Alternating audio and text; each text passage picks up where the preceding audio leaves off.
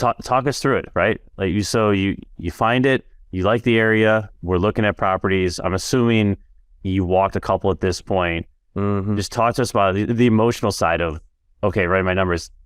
Oh man, this works. Like I should do something here. Were you a realtor already? Were you out looking on your own, or were you working with somebody? No, I was working with someone. Shout out to 𝗦𝘃𝗲𝗵𝗵𝗵 from 𝗤𝘃𝗲𝗁. I was working with him at the time. Fantastic mentor and realtor. I was walking properties with him at the time, and I remember running the numbers and thinking, oh wow, so this property has 2 units vacant, 2 units that are going to come with inherited tenants. If I think I can rent at market rate the entire 4-unit property, if I can rent 3 of the units for $3,200, then I can cover my mortgage taxes and insurance of $2,400 and also live in one of the units for free.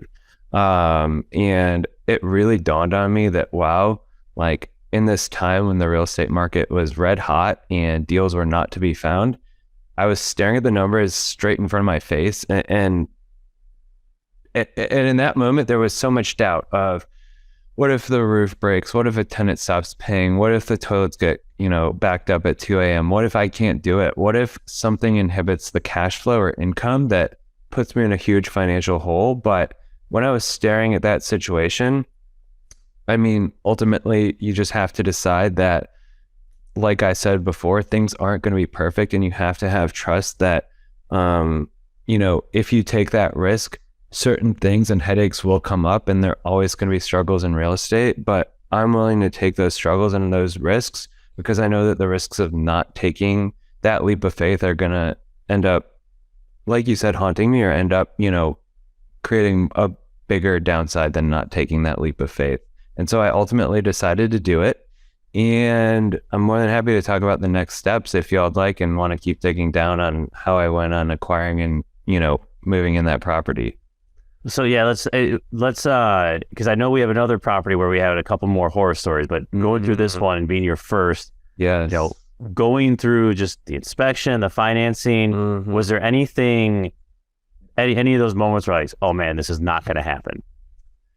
Yes, absolutely. So there was this moment where we got the zoning certificate from the seller's realtor, and I saw that there was a non-conforming unit. I was talking to my lender and then putting it into my debt to income ratio, only including 2, because I was living in one of the 4 units, and only including 2 of the units in there could inhibit, the ability to underwrite and create that loan.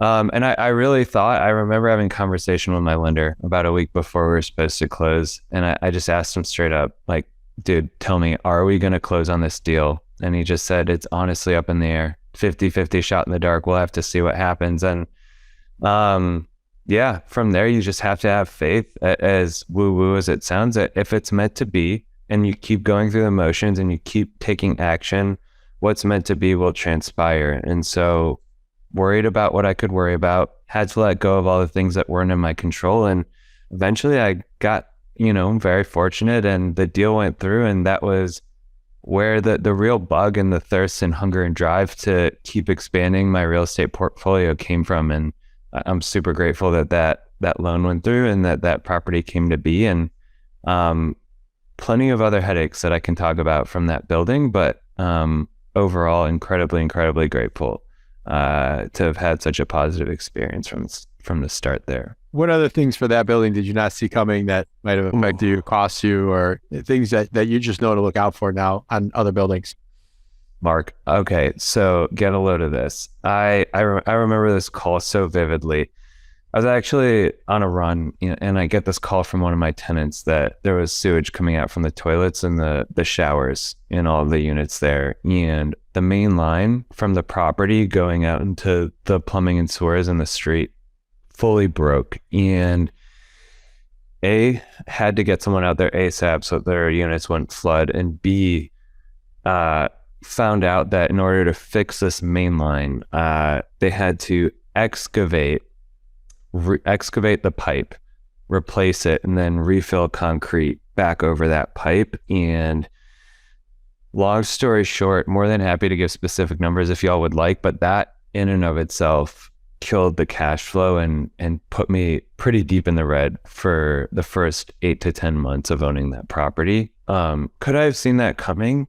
Sure. When you have the inspection within the purchase and acquisition process, you definitely want to see what does the plumbing look like, and sometimes they can stick cameras down the main lines or down the pipes of the plumbing, but I honestly don't know if I could have seen that one coming.